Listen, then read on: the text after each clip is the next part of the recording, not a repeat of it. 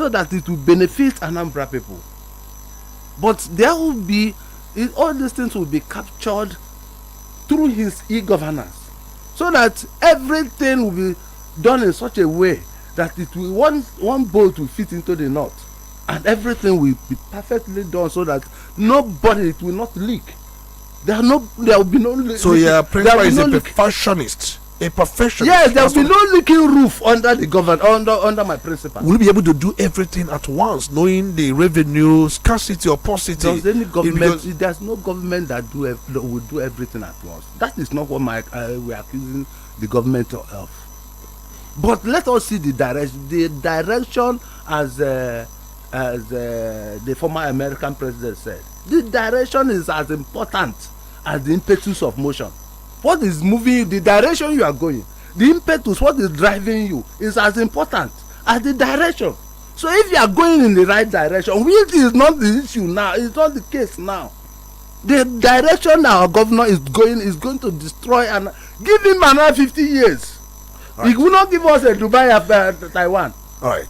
And we're going to open the phone lines because there are those who are listening to us who would also want to ask questions. We have in the studio with us this very morning Sunday Ibanugo, and then he is the media director, ADC campaign organization. That's John Truman Wosu campaign organization, and he has been speaking for his principal, John Truman Wosu, and he said they are ready for November 8, 2025 governorship election. I asked him a question: if they will win, he said they are sure they will win. And then he said that the message they have for the people of Anambra State, the message is sinking, and then the message of shames. Okay, and he said that there are things that will be sustained, but there are ones that they will disband if the people give them that chance, give them that mandate. And then he decried quite a lot of things which you're listening to, but we're going to open the phone lines. But I told him that there are things he said that people may disagree with him. If you have any disagreement, fine. If you have also agreement, fine. So that once people may agree, the other ones people may disagree. 0803 221 6973 or 0803 827 6694. We have in our studio, just like I said earlier on, Sonny Iwanugo, and he's here dressed like a cowboy, and he said he has cows. Okay, let's go back to the phone lines. Good morning, you're welcome. It's good to have you. So sorry about that. Let's take that again. Okay, we rush it. Let's take it easy. Let's do it this time around.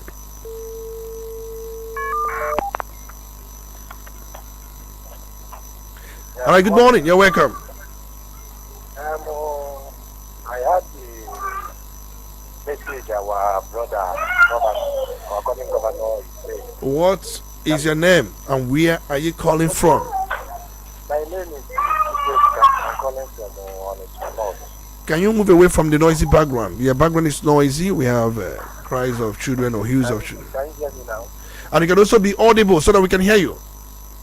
Okay, can you hear me now? We can hear you. Please go on.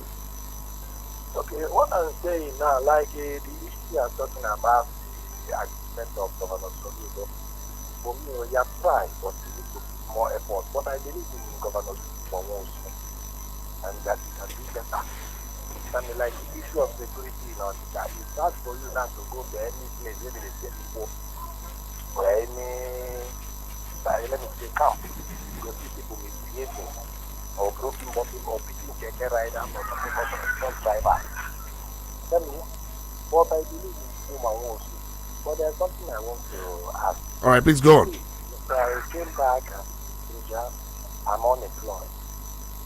So I believe in human wants. If I can be a stand that I can enroll for employment. All right, you are unemployed and you are talking about what he will do in that area, and possibly how somebody like you will be enrolled into any of the programs. All right, we're gonna come back to that later on. Is that all? Yeah. All right, thank you so much. Good morning, you're welcome. It's good to have you. Good morning, Tony Becker. You're welcome. It's good to have you. Good morning, Tony Becker. Good morning, you're welcome. Please go on. Hello? We can hear you. Please go on. Well, I'm alone in the I'm making one day working on a studio. When you question, I don't want me for the Kumala, Anambra, join a game of Marine. mana nke anyị jikwa n'aka ịma na nnụnụ nwa ji n'aka karịa nke dị n'ọbịa asịkwa nkwuasị na soludo na nke ọ na-emekịta ya ya ahụ mma ọ na-arụ ọrụ ụlọ onye ahịa na-akwagharị maka nsogbu enwere na Anambra steeti bụ na-anọta ikpe anọkọta aha iji akịkwa Anambra steeti akọ akọ ndị Crossfire biko anyị achọghịzi nke egwu anyị na nke ahụ. All right, thank you so much. We are going to come back to that. Good morning, you're welcome. It's good to have you. I'm Badmos from Nnewi. Can I go on? Please go on, Badmos. Good. The last time on for your principal, I mean the governorship candidate of ADC, he is too clean to play the dirty politics. He's not dirty enough to play the politics of Anambra State. Why am I saying this? I think 4 days ago, a report came that a political party, they go 4 billion naira down. It will go vote na polling units because I got 2 elections. And we are all aware that only they 4 billion, get 10,000 naira na polling units. Okay, what 400,000 votes. And only opponent with 400,000 votes is likely no he will go this election. So you should the guest in the studio is this.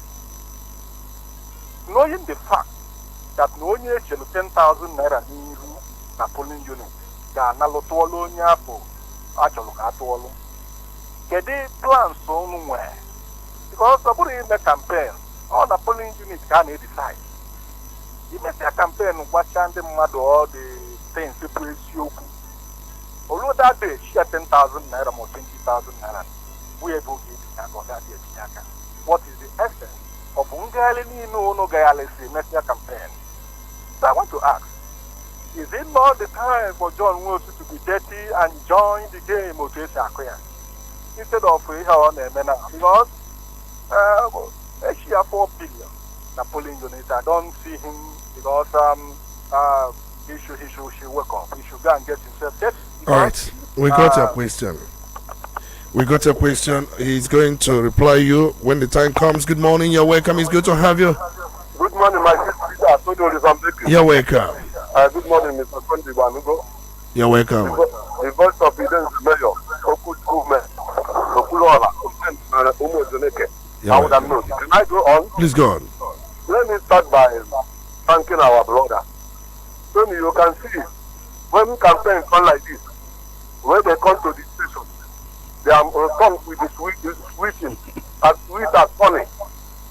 Let me tell you, all these things Sunday Banugo told us here, if it can apply in Anambra State, Anambra will be more better than America. I'm telling you. But now, after saying all these things, remember there was a day I told you that I don't know what is the problem of our politicians. When campaign comes like this, if you hear their tongue, you see that they know everything that they will do to make things better for people. So when they get in that office, they will turn everything down. Now you have promised us heaven on earth. Believe you me, if ADC is still elected in that office, the care is not taking it with you. I don't know what is wrong. Okay. So I want to advise you, please. Why is the transfer did not honor public debate? This is number one.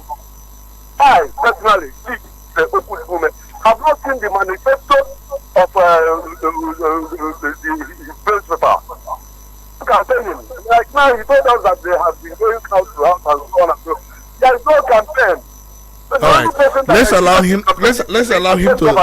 All right, thank you so much. I think you have made certain conclusions.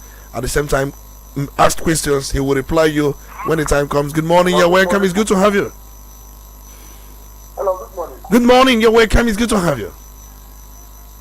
Hello. Good morning. If you cannot hear us, please go on. We can always hear you.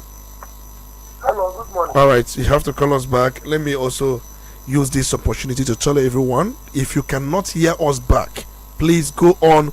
We can hear you, just like few others have done. So let's do it. Good morning, you're welcome. It's good to have you. Hello. You're welcome. Good morning. You're welcome. Hello, can you hear me? We can hear you. Please go on. Hello. You have to call us back. Good morning. It's not just about calling, please. We have to do one thing. We have to listen. Many of us are just trying to rush the call and just say one thing or the other. You have to listen. If you cannot hear us back, please do go on. We can hear you. It's just network issue, but we can always hear you. Remember, this is Crossfire on Udala 104.7 FM. We have Sonny Ibanugo right here in the studio with us. He's the media director, John Chumawosu Campaign Organization. Good morning. You are welcome. Good morning. You're welcome. Olisa Mbeki. You are welcome. Chidi Chukuma joining you from Bo. You're welcome, Chidi Chukuma. Good morning, our guest. Good morning.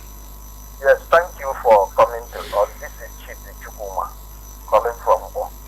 Yes, your principle is a very nice one. And for me, it is one of the blessings. Because God bless Anambra State with so many brains and achievers. And your principal is one of them. Just like Suludo. And Suludo is doing very, very well. And even in area of security that you have just mentioned. Because if you go nationwide, you will discover that challenges is everywhere. Even the president of this country have not achieved anything. But here in Anambra State, the effort of our governor have bring just a respite to Anambra State because this thing, insecurity has reduced in Anambra State drastically. And that is why we can boast that Anambra State is the most safest place in Nigeria. Go and ask questions, you will see what is going on everywhere. So most of the time, people try to use this insecurity. And even the people that are fighting to make sure that the criminals are wiped out of Anambra State, just because of some of the criminal elements among them. Then you condemn the effort of most of them. If you talk of the whatever nomenclature you call them. All right, make it brief because of time. Whether this and that, I can't remember their names. All right. They have achieved a lot by bringing the sanity in Anambra State as far as insecurity is concerned. So, and also, Tony Mbeki, if somebody wants to make speculation, let him speak as if it is, because Anambra State is not Imo State. Most of the callers here are making these allegations that they cannot prove. If you allow them to continue this way, they can fuel prices in Anambra State. I don't want to know. You know the person I'm talking about. All right, thank you. Thank you so much, Lisa. Let's go back to Sunday Monago. We have had different callers with different statements. The other time we saw the security operatives, Udogachi, they busted a camp somewhere at Achala, and where these non-government, they were all arrested. We saw different explosive devices or improvised explosive devices which they usually deploy in their attacks, and then some are saying it's again, and then these Udogachi boys busted these people, and then with their arrest, these were people that killed Dora Kunyili's husband. They confessed that we are involved in those attacks and other attacks they have also spearheaded. So wouldn't you see that as again a plus, or do you think if your principal comes in, he's going to improve on this or disband, or just like other people have asked questions, they have many questions there? Can you attend to them? Yeah, Tony, thank you very much. What you just said now is very commendable if it is true, but we don't want piecemeal. We don't want piecemeal arrangements in terms of tackling crime. We want a systematic template that is very efficient and very effective, that will even prevent crime even before it is committed. The last time I was here, I told you about what we are planning to put in Anambra State, a digital spreadsheet that will cover the entire gamut of Anambra, that will put Anambra in the picture, so that if you committed a crime here, before you get to Opiweka, you are already challenged. If you kidnap somebody here, you'll be captured. The camera will capture you and will pinpoint on you before you get to any point, the point of exit. You are challenged and you are caught. By the time that happens, one or two times, everybody will know that it will not pay you to go into crime, into those. So if they did that, it is commendable, but that is piecemeal arrangement, and that is not what we are coming with. Now let me go to the questions people asked about the godfather issue. John Chu Manwosu, the governorship candidate of ADC, does not have a godfather, will not have a godfather, does not seek to have a godfather, and will not run with a godfather. Everything he's doing it on his own, and he's doing it out of love for Anambra, because he's coming on a rescue mission. He's on a rescue mission. What he has come to do is to rescue the state from the morals of hopelessness, from the abyss of despair. That is what he has come to do, and that is what we are going to do. The man that is talking about getting a job, yes, it is when there is peace and tranquility in the state, when the state is secure, companies will come back.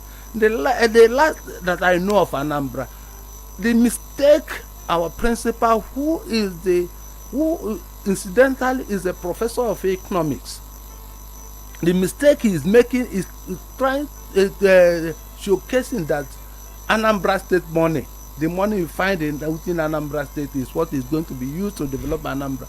No, my principal will take the gown to town. He will move outside Anambra and galvanize international funding.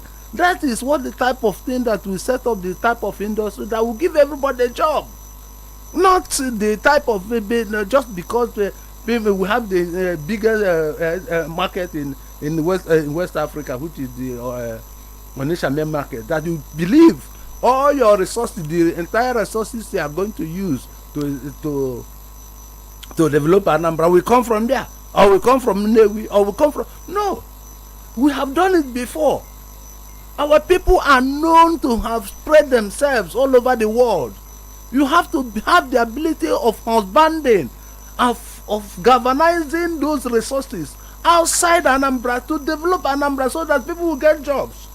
Now, coming to the issue of sharing money, my principal John Chumanwosu is too clean to share money. He's too clean to do that, and you will see that he will not share so money. So who share the one during the by-election? That is the reason he's taking his message. That is why he's taking the message and knocking on all doors in Anambra, knocking on all doors to give you the message, because what you are talking about, that people will be tempted by money to collect money and vote. That is why the message is back to you. Right. The joke is on you, sir. The caller that asked that question.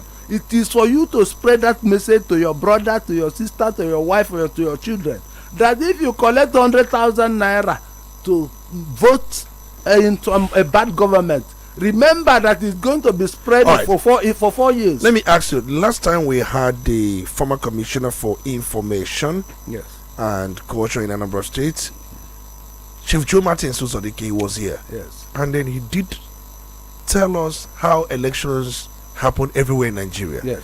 And he said, because he was once a campaign DG of a political party, he said that if you are serious in any election, you must map out money for INEC, map out money for security agents, map out money for even the youth corps members that will do the conduct of the polling clerks, that you also map out money for those that you can also try to lure. He said that every political party does it, that people that do it are those who are serious, that they are really in that election. That is something that even if you don't do it, INEC will also demand their own. Yes. These people will demand their own. Yes. That they started this demand, and political parties started giving them the answers and what you have. So now he tried to rule certain things that happened. He wasn't justifying it. He was just saying that it's just the system, it's just the tradition, it's just the practice in the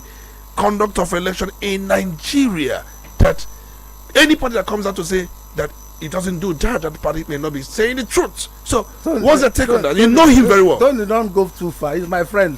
Where has that led us as a country and as a people of Anambra? Where has that template of acquiescing to people's demand for money led us? It has led us to the to the edge of the prey. In fact, we have our politicians crash into the abyss, into the into the bottom of the cliff with jagged rocks that destroyed everything and has given us a lot of lacerations. That is the end point. That is the result of that level of politics, and that is why we are coming with a new messaging that it is not the best way to go. If you collect money, if you demand money, if INEC demands money and you are acquiesced, if police demands money and you are acquiesced, if the voters demand money and they are acquiesced and you give them, at the end of the day, where does that lead us? Because the money you are giving them has to be recovered. So that is why the roads will be a road that is being constructed is already being patched. All right, let's see if we can take some messages on social media. Also, Francis Omega Namde watching live from our Amagunze in Enugu State. Good morning from here, and keep up the good work. The Collins Uzoma Owakwe says, good morning, gentlemen in the studio. Collins Uzoma Owakwe from Onitsha, please. My question to the guest is, what is ADC going to do differently if elected? Okay. Also, we are seeing your concerns. Also, Francis Omaga, Ajimowi, Kelechi, and then Eke Igwe. Oh, we are, I think, I don't know if those concerns were raised there, if they have been rectified, but you can also go straight to our social media handle at Udala 104.7 FM on Facebook, same on YouTube. Please go there and drop your message. The program is live, and then the videos are everywhere. You can also watch what we are doing here. Let's come back to Sunny Ibandugo. Today is the 25th day of October. By this time next 2 weeks, Anambra people will be on different polling booths. 5,720 of them to make a decision. And that decision will be who will be their governor for the next 4 years, starting from the 17th of March 2026. And I asked you, this polling booth, that's massive. Is ADC have this spread to ensure that every polling booth is captured and they do what they are supposed to do? Because there is a tradition, and somebody has said there is a laid down tradition, and you are saying that you people will not give out money. Does it also mean that you are not serious? Because if there is a established tradition where some institutions demand money and you are saying that you are not going to give money, don't you think that has also excluded you from the race? Tony, if you are doing the wrong thing and that it's leading you to the road to perdition, do you think it is better to continue doing it just because others are doing it?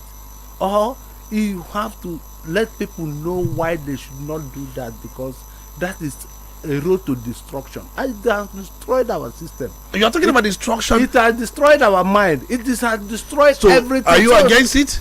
It will not again. You cannot. But some people say that your party also distributed money in the last by-election. And I know the last. You asked me this question the last time, and I told you it is not true, because that is not our philosophy. Okay. We cannot be distributing money to buy votes, to buy the conscience. Meanwhile, the person you are talking about is an ex-seminarian. That is John Chumangosu. He is very deep religiously. So there are things. Someone asks, is he ready to play dirty? No. Of course, politics is not dirty as long as you have the right mindset. And that is why we need a lot of people like him more in politics, so that they will clean up the system. All right, let's see if we can just take this call. Good morning, you're welcome. It's good to have you. Good morning, you're welcome. Good morning, you're welcome. You're welcome. I'm not hearing you, but I believe you are hearing me clearly. Please go on, we can hear you. I am Bishop there, Mawada. Both stubborn of the same border. You're welcome. Well, what I want to say in effect is that I want to commend the person in this field. All what they have said is cordial and it's smart and it's viable. But what I want to say in effect is that ADC as a party I feel them as the one coming to Anambra State to change some format. There is a lot of governance concerned. But a lot of stuff have to be set up.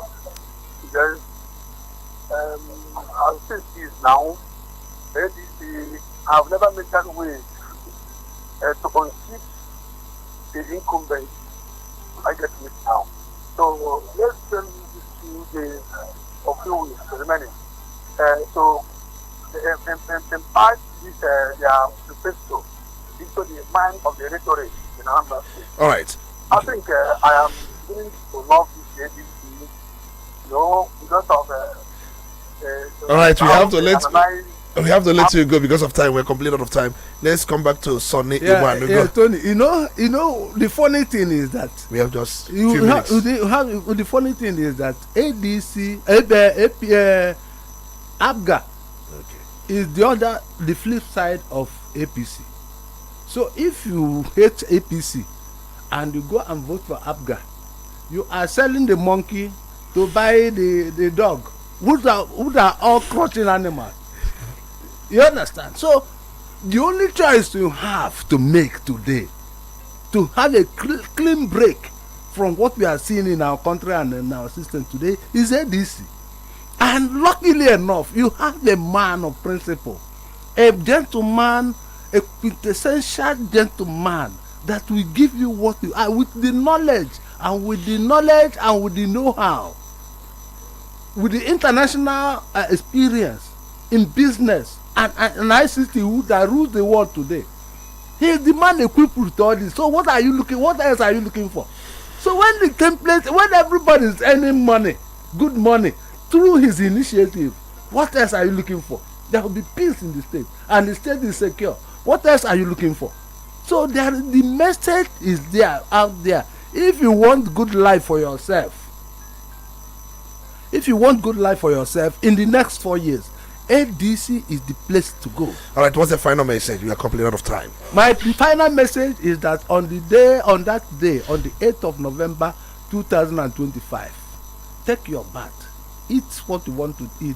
For people like us who drink coffee, early morning coffee, drink your coffee, dress up, go to the polls, reject money, reject everything. Even if you take your money, take it because it is your money, but some print for John Chuma Nwosu, the ADC candidate.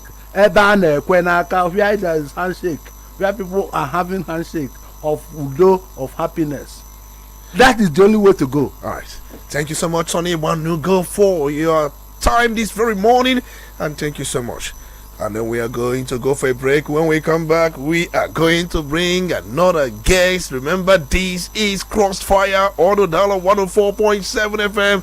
And we are still here. The heat is gradually coming up. The electioneering heat. Oh, we are going to just take a moment. When we come back, we'll continue with the program. We'll be right back.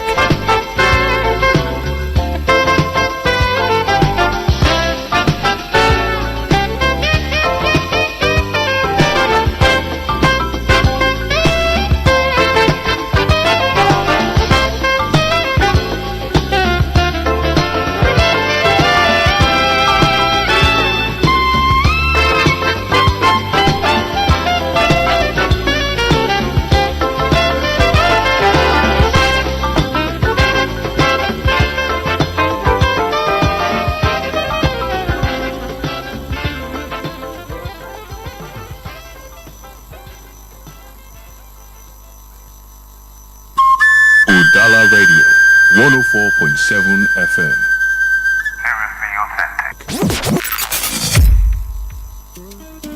There is one real estate called Higher Ground. Higher Ground Estate Limited is a real estate company with a difference, working together as a community and growing together like one family. We have land in all the eastern states of Nigeria, Ala Igbo, Okasi Delta State, Eboto Rute. Higher Ground Estate Limited nefi sa nanya ime acquire properties. Ain Nigeria Jeru ni semmeni. We have two titles when you come to documentation. 1. Registered survey plan. 2. Deed of conveyance. Higher ground is a good place to invest, for we have a high level of return on investment (ROI). We also do land banking and estate management. Our head office is located at number 59 Orifite Street, Awada Obosi, and number 5 Frank Omare Street, opposite High Court, GRA, Asaba Delta State. You can call us on 0806 373 4641. Higher Ground Estate Limited, going higher every day.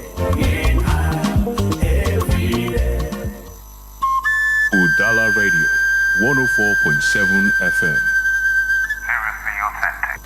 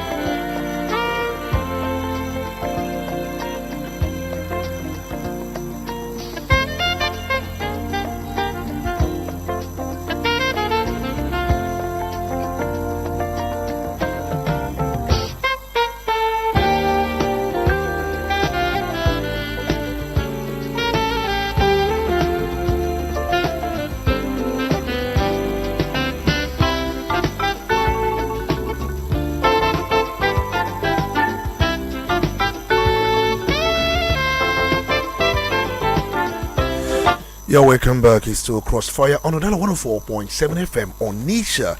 This very beautiful Saturday morning, the 25th day in the month of October in the year 2025.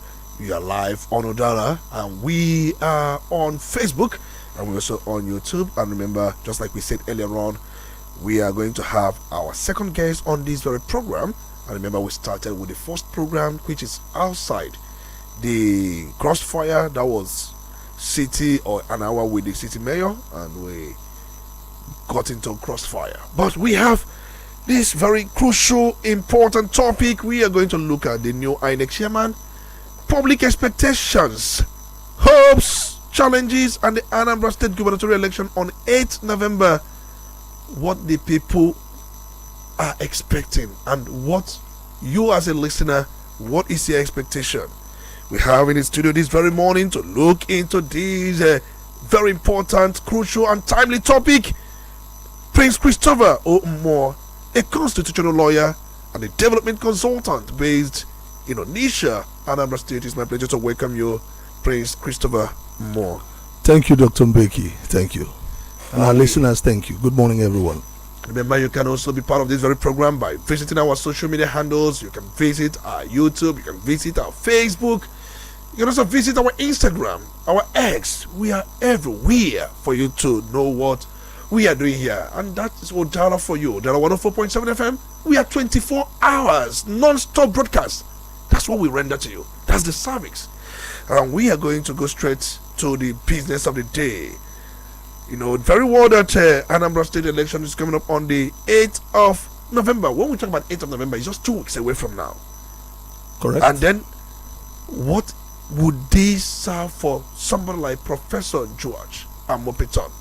For Professor Joash Ojo Amopiton, the November 8, 2025 election, gubernatorial election, is an off-cycle election to be held in Anambra State, will be his own baptism of fire.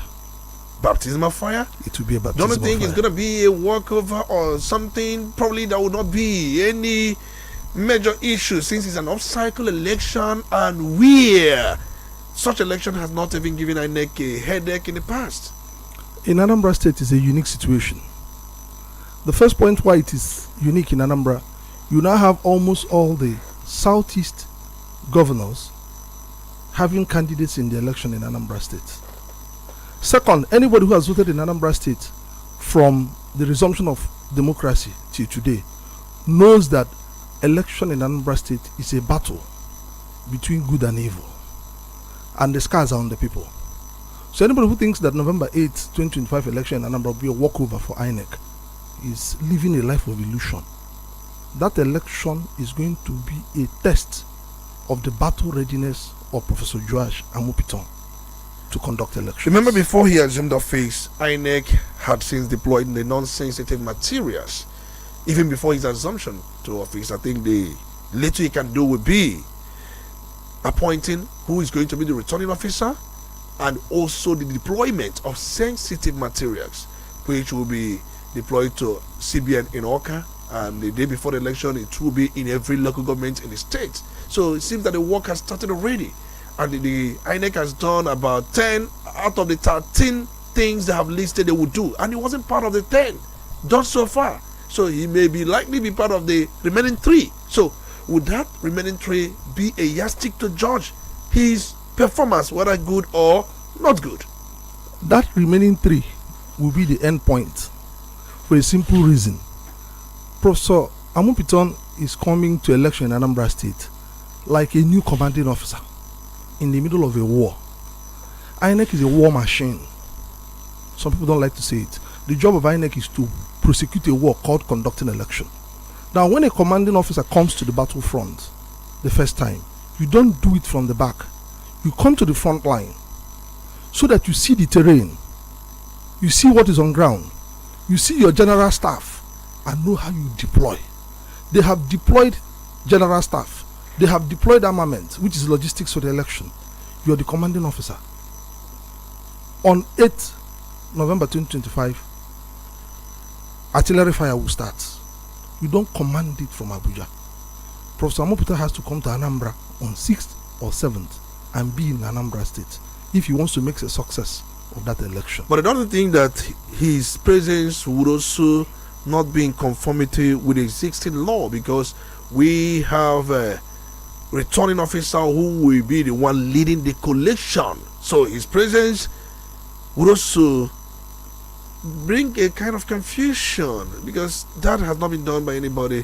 Where the NX chairman goes or to any state during the gubernatorial election, he's the only one empowered by the laws to be the returning officer for presidential election. And where he appoints no one, he becomes the returning officer. But here, he's going to appoint a returning officer to that election, and his presence will bring confusion. You can't just deploy somebody to go and do a work, and then you come there and make a presence. It makes no meaning. It does, sir. It's a tactical blunder for Professor Amupiton not to come. The INEC law does not prevent the INEC commissioner from going to anywhere to supervise the officers he appointed. He should not do it as an administrative work. This is a test case, a deep test case. He comes to Anambra State, he has no business in Oka. Leave your resident electoral commissioner in Oka.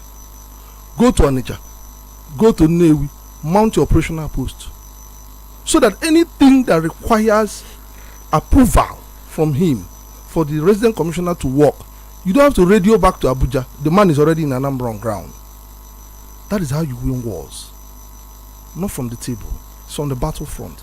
So since the law does not prohibit him from coming to Anambra, he should come and see it himself, because it is his first election.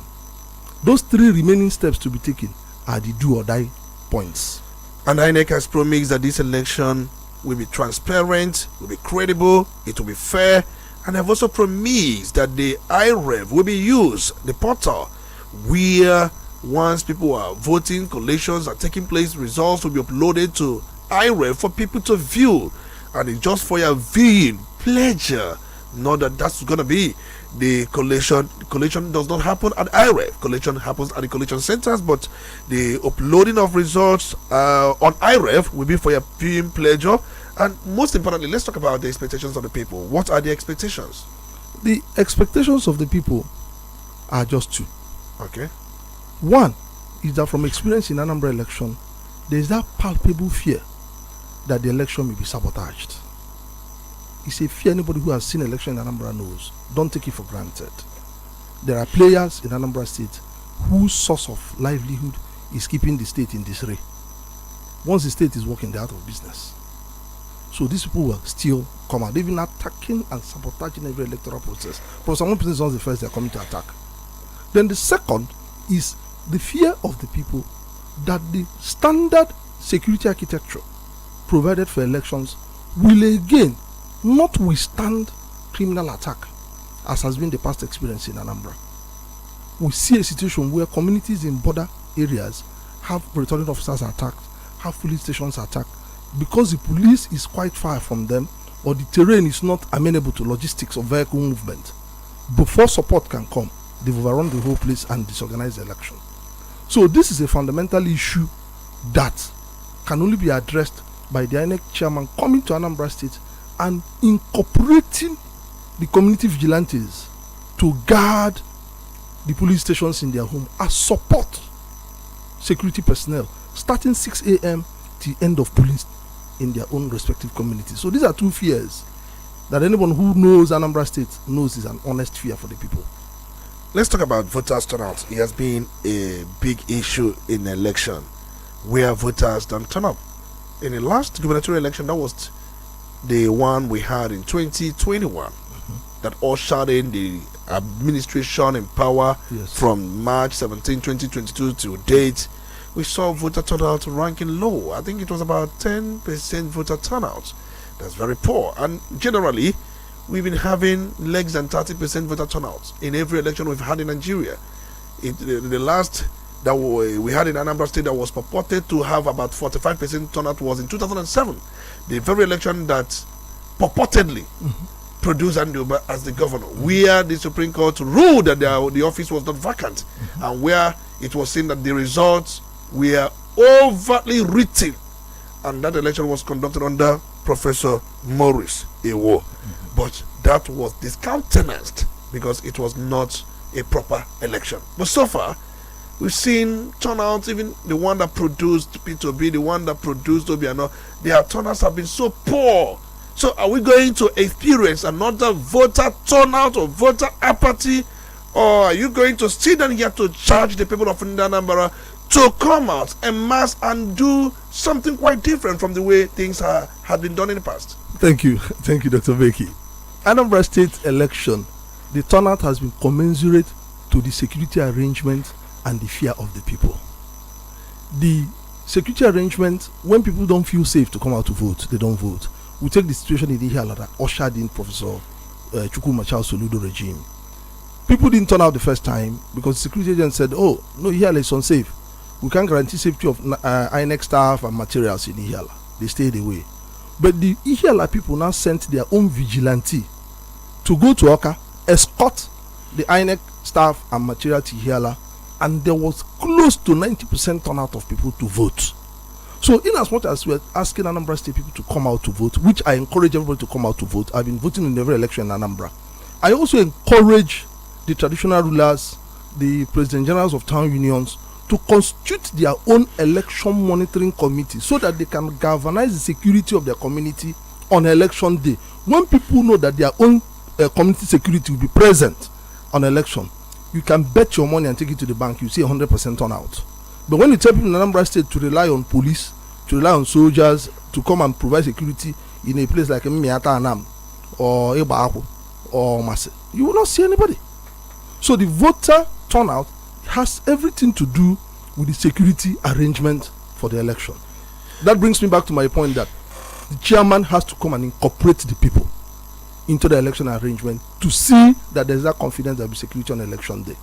All right, just like a kind of reminder for those of you who did not follow the last governorship election in Anambra State, that was in 2021. The election was conducted on the 6th day of November, and in that election, ABGA won that election. But if you look at the votes garnered by ABGA candidate, 112,229 votes. That's about 46.47% of the vote cast. 46.47% of the vote cast. And but if you look at that turnout, it was just 10.27% voter turnout. That's a very poor one. And then if you look at other candidates like Valo Zibo of PDP, who came distant second, he garnered 53,807 votes, about 22.28% of the total votes cast. And then you're going to talk about Anduba of APC, who had about 43,285 votes. He had about 17.90%, but the Supreme Court annulled his own candidacy by saying he was not validly nominated. So we are not going to count his own, because the Supreme Court ruled that APC had no candidate as far as that election was concerned. Then you had Ifanyoba of YPP, who scored 21,261 votes, about 8.80% of the total votes cast. That tells you the spread of the last governorship election in Anambra State. But INEC has told us we have about 2.8 million registered voters. That's an impressive figure. And when you have such number of registered voters from 2.4 million, as it were, now we have about 2.8 million.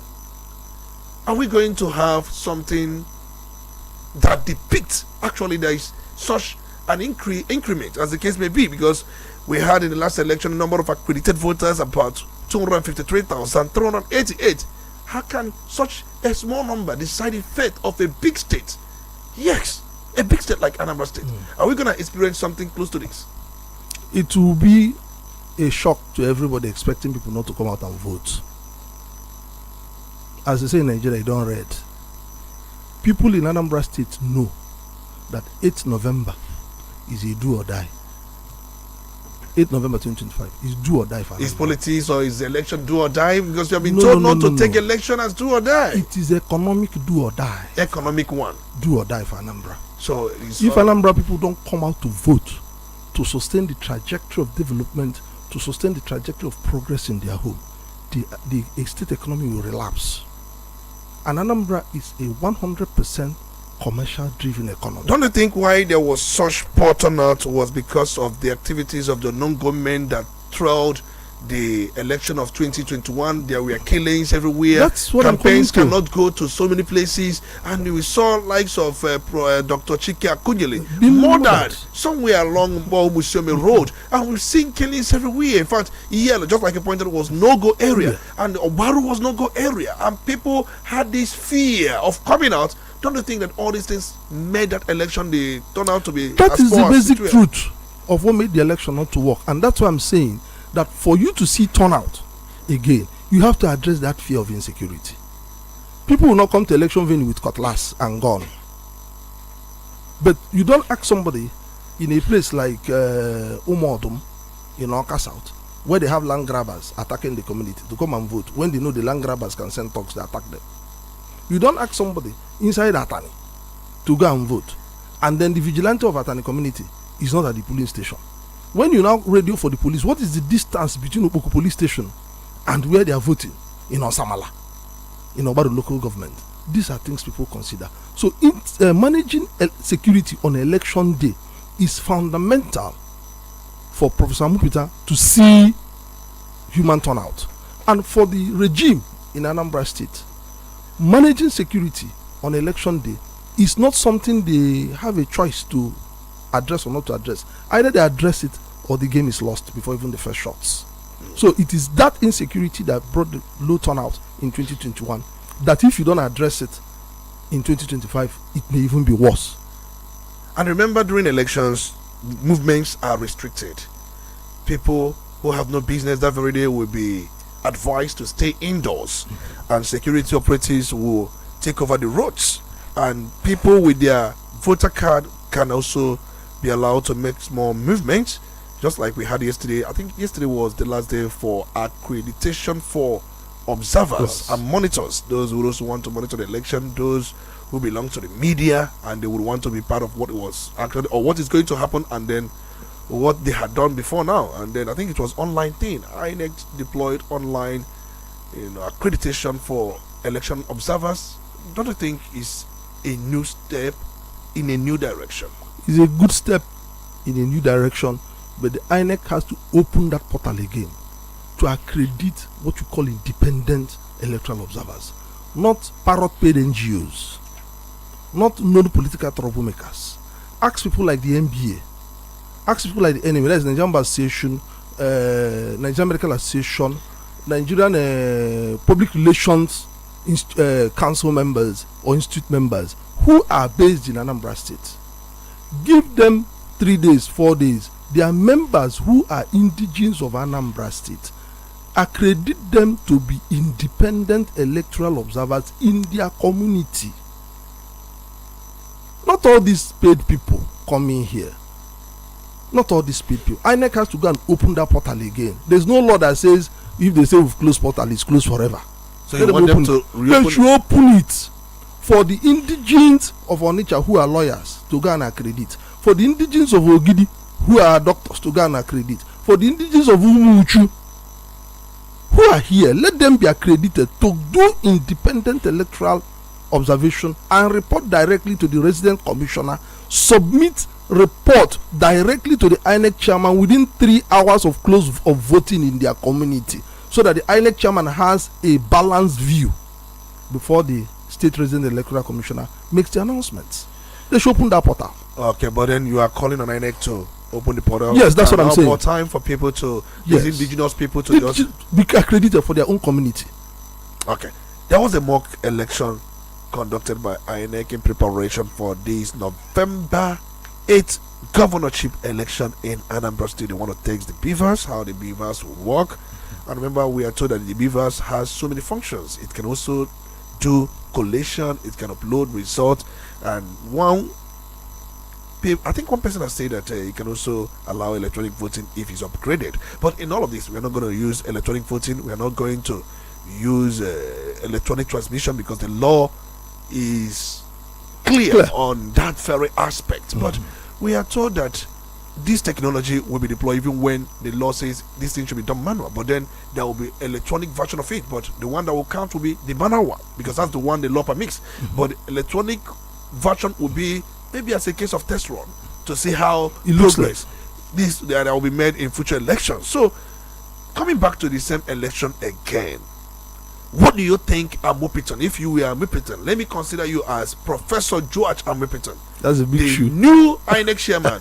What, apart from the fact you say that you are going to be on ground to see things yourself, but not on administrative ground, but you're going to just make independent observation.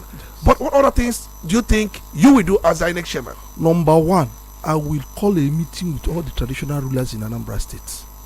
They are the chief security officer of their communities. And ask each traditional ruler to do what for me? To detail community vigilante to be at the polling station from 6 a.m. till the end of voting. But they will not be there. They are not part of the security. Police have also made it clear that vigilantes and most of these state sanctioned security operatives, quasi-security operatives, they will not be part of the election. Police, Navy, Army, and the ones conventional security. Let me debunk that position of the police. They have always said that, saying that they can be, because they may come in to also do the bidding of the person paying them. Who pays the piper, they takes it too. That's a wonderful story. Number one, I said let me debunk that position the police has always been taking. The Nigeria police does not have any power under the INEC Act to dictate who provides security on election day. Anybody who knows where such section of the law is, please cite it and let us correct ourselves. It doesn't exist. It has just been a convention that the electoral commission in Nigeria uses the services of the police. On that day, they call for support service from custom, from immigration, from civil defense, from state security. Where did that one come from under INEC Act? It doesn't exist. These are security agencies of government. They call for manpower support. So let me go back to my original example every time. Omasani Bako community, border communities of Anambra. If you now want police to provide security in a place like Omasi or Ibako on election day, if you have ever been to Omasi, there's a stretch of road you drive for 35 minutes, there's no phone call on any network that will work until you get to Omasi proper. Then phone calls will start again. Now when you have the ballot papers moving from Omasi to Anako, then to Oka, that 35-minute stretch of road is a black spot that the team moving with that thing can be attacked. When you now exclude the indigenous people of that community who know the terrain from the security complement escorting that thing, don't you know they can be ambushed? But the people know their home. You cannot ambush them. So the police are just playing their card out of fear that somebody is coming to make them look incompetent. Nobody is making them look incompetent. These are indigenous people of the community. They know their home. They know the ground. You're putting them out of the system. Even creates distrust. You say you're doing community policing. What is community policing? Is it not including community people in policing of their home? Then on election day, you say, no, stay away. It creates distrust. It creates distrust. The INEC chairman, if I'm INEC, I will ask for those people to come. All right, I'll have to take you to the provisions of the law. Let's go to Electoral Act 2022 as amended, Section 91.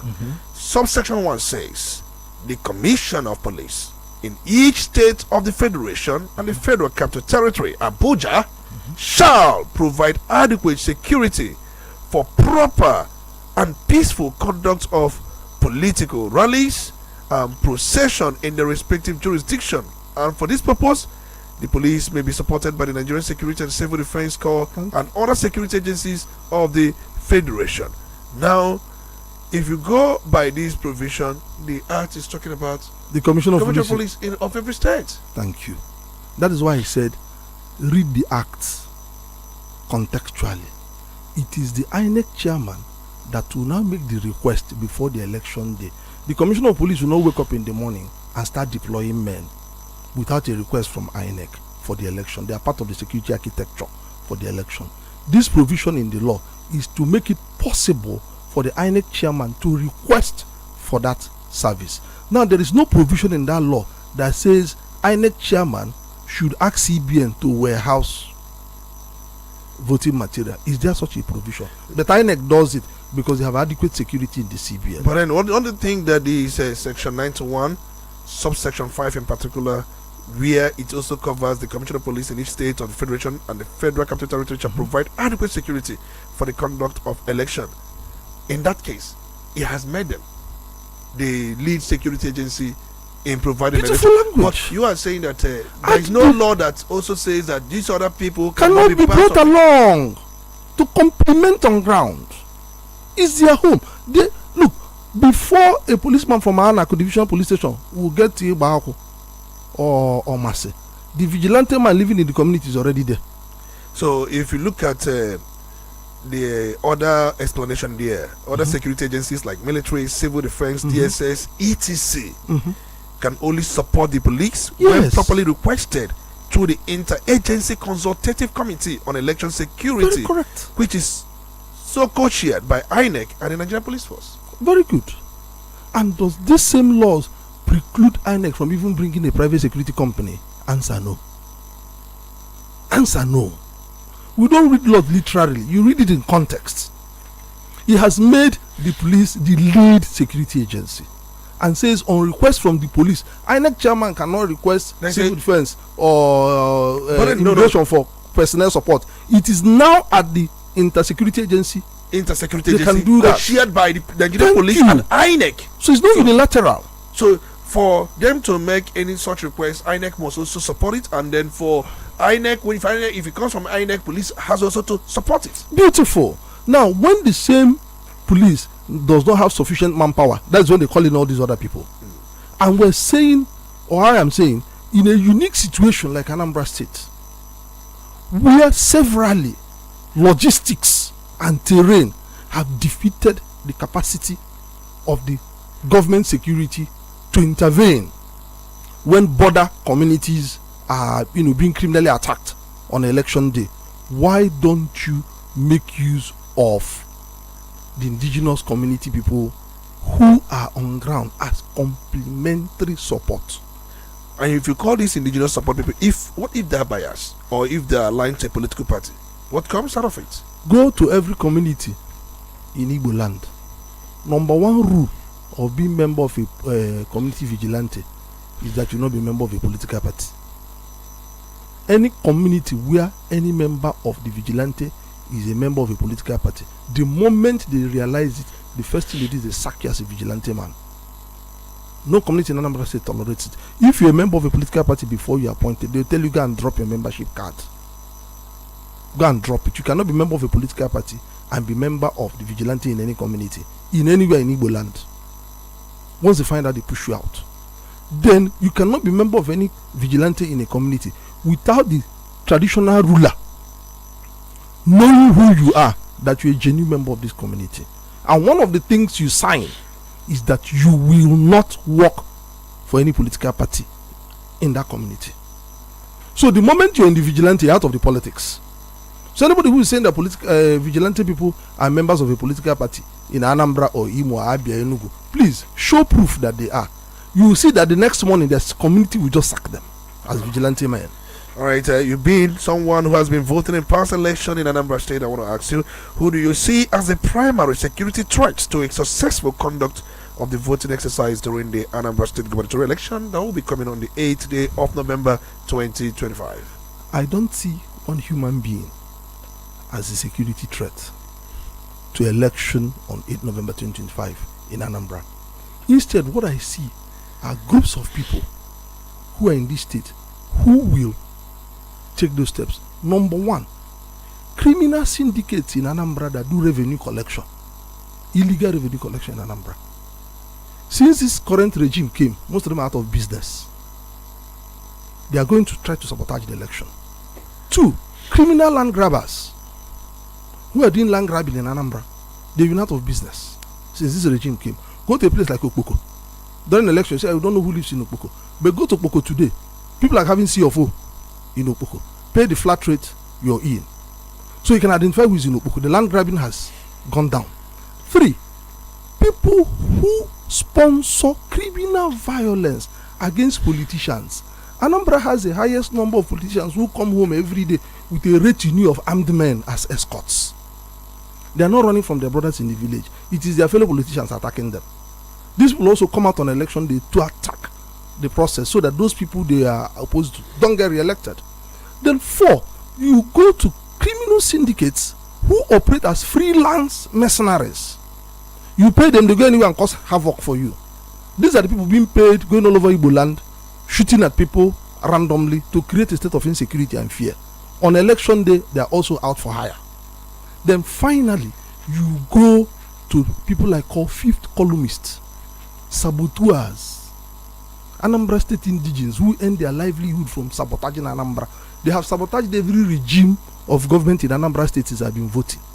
So everybody looking at the Labour Party candidate, the PDP candidate, the APC candidate, and thinking they are the security threat. You're either being politically naive, or you're being politically mischievous, or you're just, you don't want to be real. Because this, even the opposition won the election to hold with the hope that they could be declared the winner. So they're not be the ones derailing it. But these criminal groups I've just listed, that's what they do here in the state. Okay. All right. Remember, this is Crossfire on Udala 104.7 FM Onitsha, and we'll be speaking with Barrister Prince Christopher Omo. We'll be taking a short break. When we come back, we are going to open the phone lines. We continue with the questions we have for him, and there's so much to talk about. We'll be right back after the break.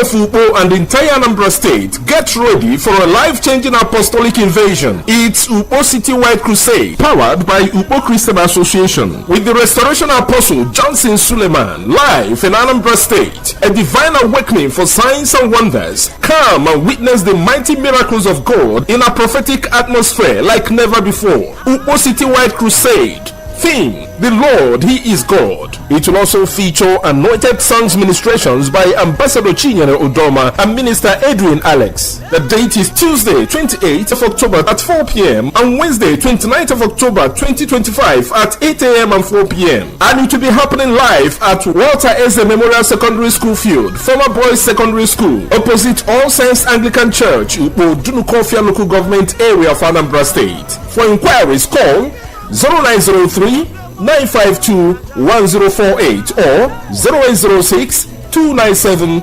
8399. Please note that there will be free transportation to the crusade ground. Upo Citywide Crusade. Come in faith and you shall see the power of God.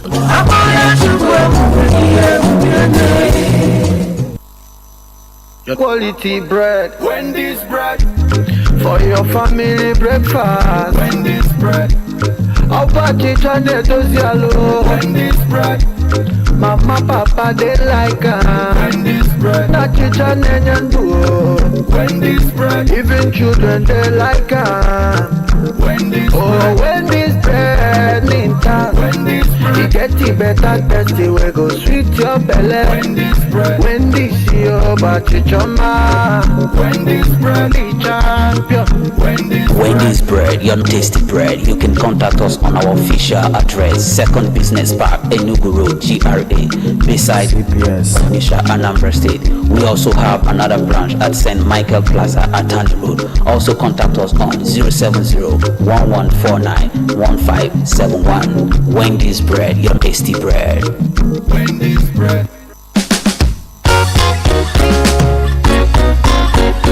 Metwaka no be, when them metwaka no be, so bend you wama, metwaka no be, go nyanga na one ya, metwaka no be, to bebe sero kuko, mama foga chipozo, mama fona chokuma ne mafuma, metwaka no be, yara foga kotuki, owa tu ga chipozo,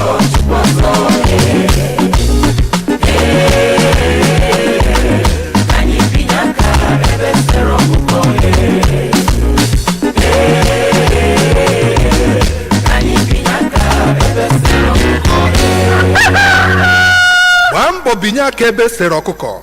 Kolwa twegu. Roroma.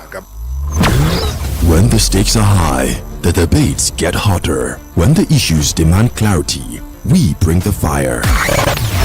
Welcome to Crossfire. Crossfire, where politics meets perspective, where issues are dissected, and where no topic is off limits.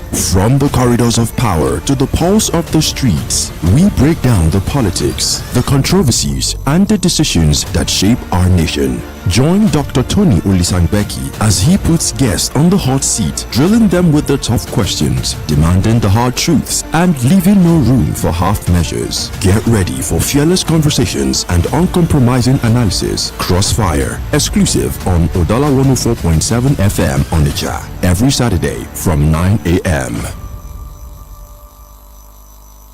You're welcome back. It's still Crossfire on Udala 104.7 FM on Onitsha. We still have in our studio Prince Christopher Moore, who has been taking so many questions we have put before him here on the issue of conduct of this election coming up on November 8th.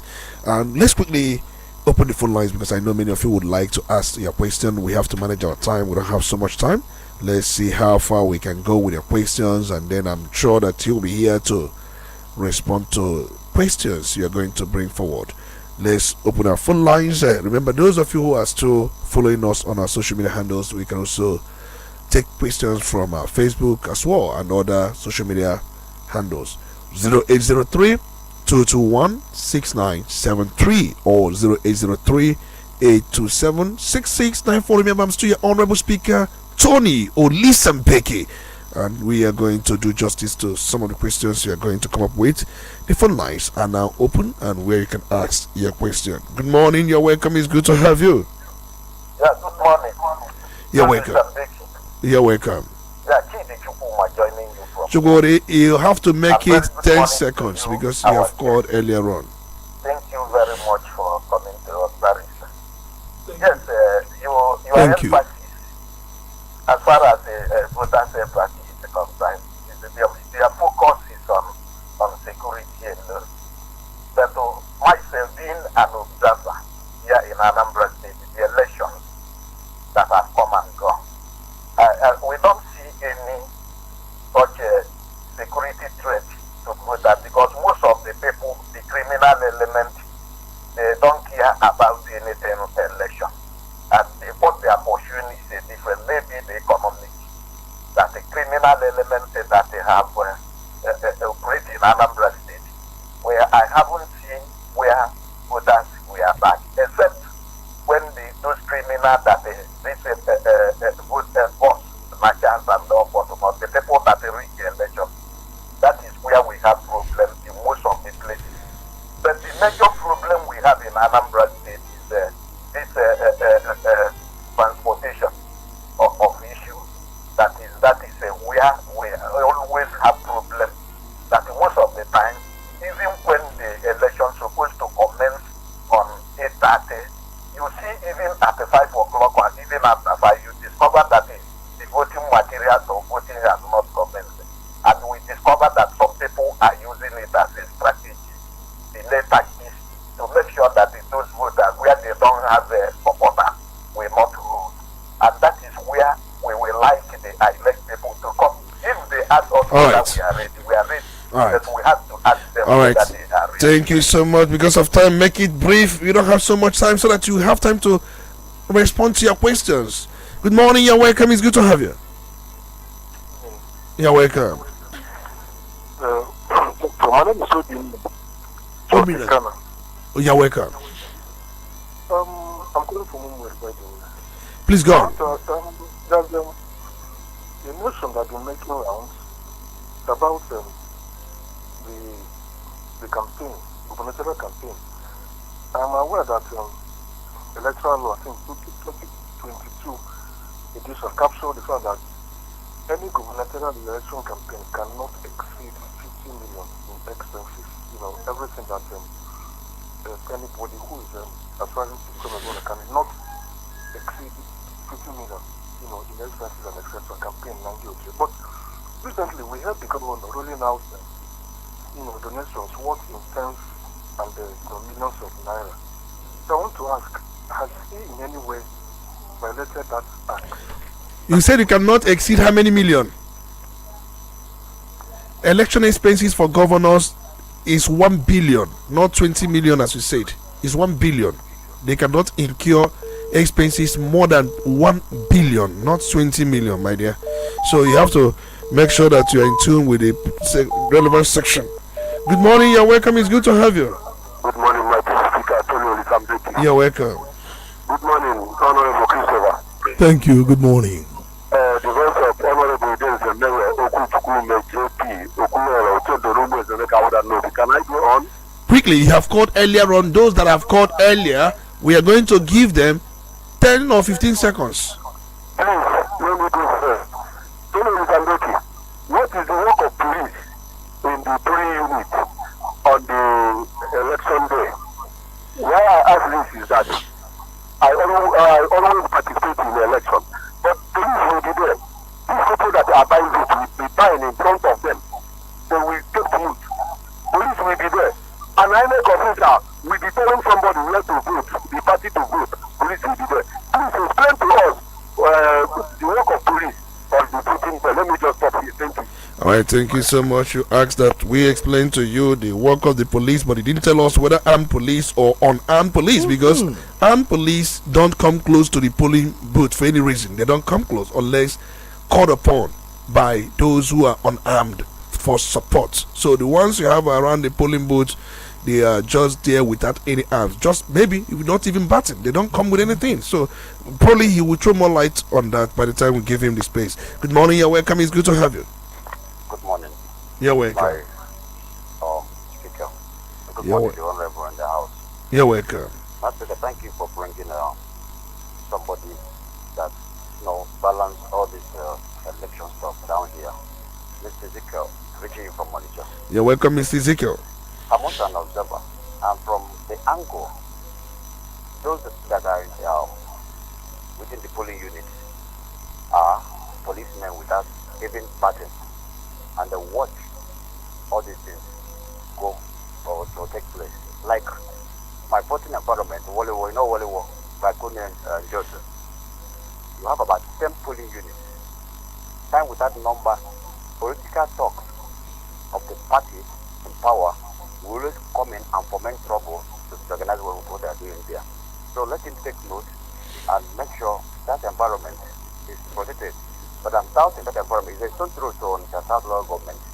But that environment will not be taken over by money. All right, make it brief because of time. We are going to vote in this coming election. Thank you. All right, thank you so much.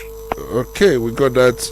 Let's see if we can just take one more call because we are going to leave here 5 minutes before the time because we have a commercial to play. Hello, good morning. You're welcome. It's good to have you.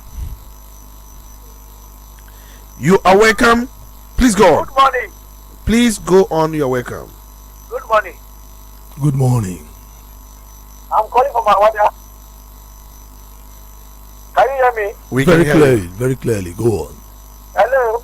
Go on. We can hear you. It's network. Go on. Can you hear me? Clearly. Ask a question. Ask a question. I think we have to let him go because one thing is this: we've said it many times. It seems that there are people that will come in and then leave the program because we have been following the program. We've said if you call in, just go on and talk. We can always hear you. Network can make you not to hear us, but we hear you. But we do hear you. So that is important. Please, for those who are going to come back, please go on. Once you come in, look at your phone. As far as your phone is reading, know that you are on air, just as we have always said. Let's go back to the phone lines and then see if we can just take one more call. We've got a few questions, or probably because of time, I don't know if we have the time. Let's allow you to just. Okay, let's look at the questions. Yes, please. Let's start with the last one. Issue of thugs going in to destabilize voting at police stations. This takes us back to the question I've always said: security on election day. And when you look at the police station, you look at the number of unarmed police personnel there. You look at the number of armed police personnel covering that area with the support team from civil defense or customs covering the entire area. What is their response time? Before those thugs attack, they've done a surveillance and they've seen where those people are. They know that they have 5 minutes, they have 6 minutes, they have 10 minutes to cause the disruption and go. And the moment they do it and go, that is the end of voting in that place. This is what I always go back to. Include the community people to now do perimeter security around the polling station, not inside the polling station. Let them do perimeter security under the directive of the police people there, and this thing can be stopped. Number two, those policemen you see on election day, there are two groups: the armed one and the unarmed one. The unarmed ones are inside the polling station or polling unit proper. The reason they are there is to see that people don't disrupt the election. You stand in a line and conduct yourself orderly. The armed ones are a little distance off. They only come in when called upon.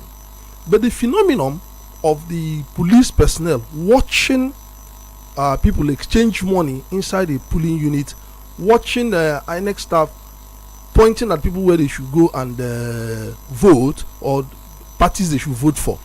I keep saying this is voter apathy. You're holding an Android phone.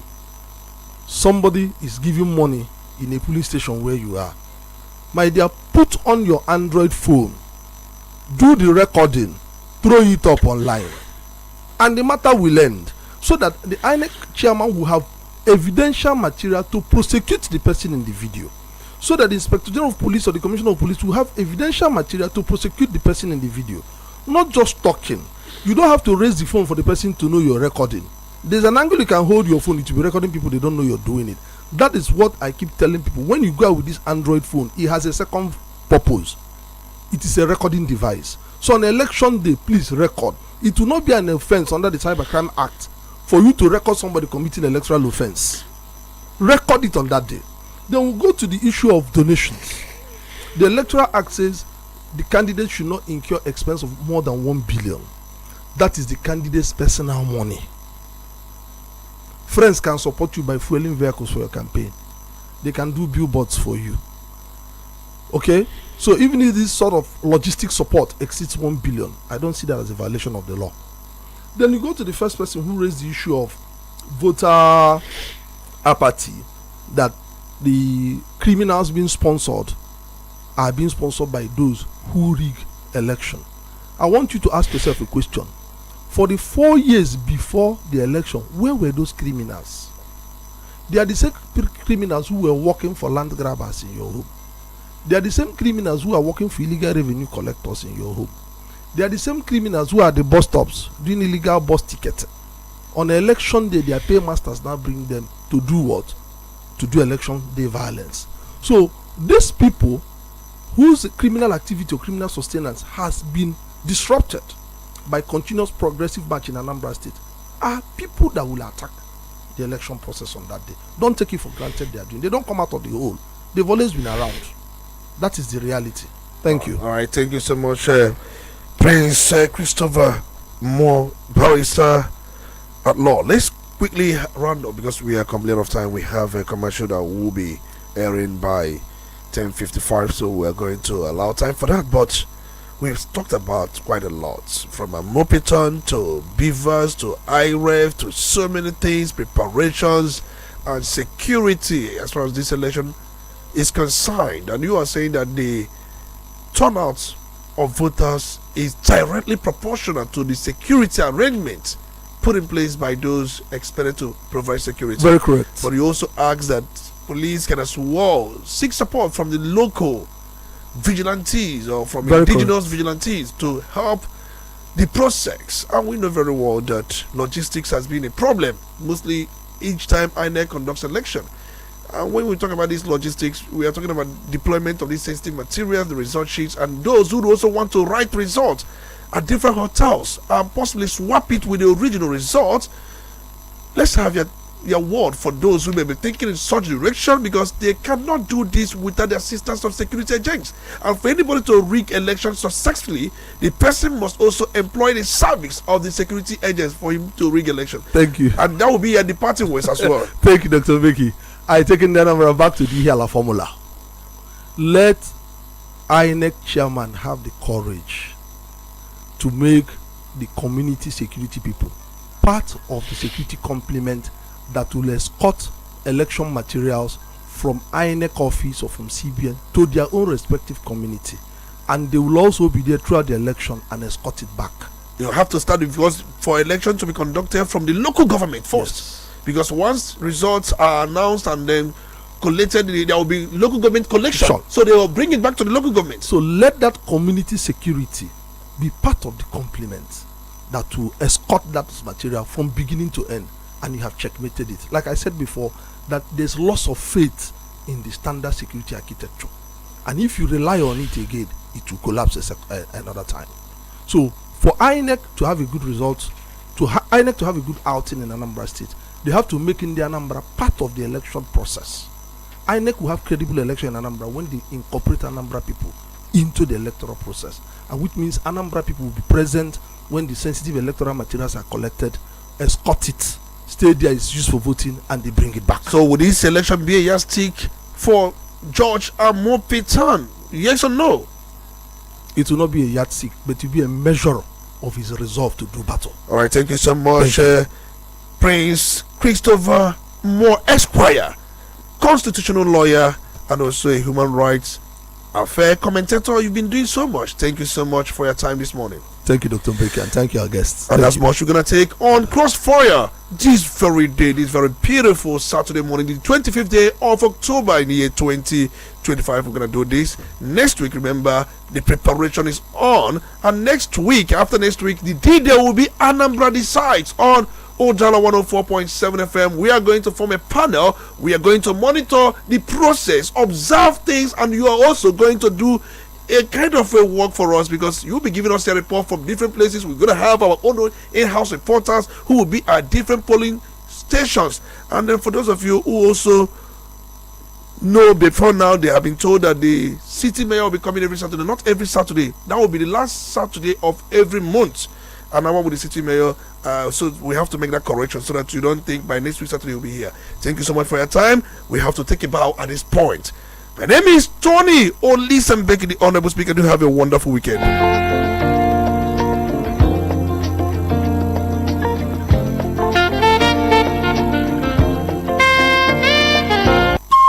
Udala Radio 104.7 FM.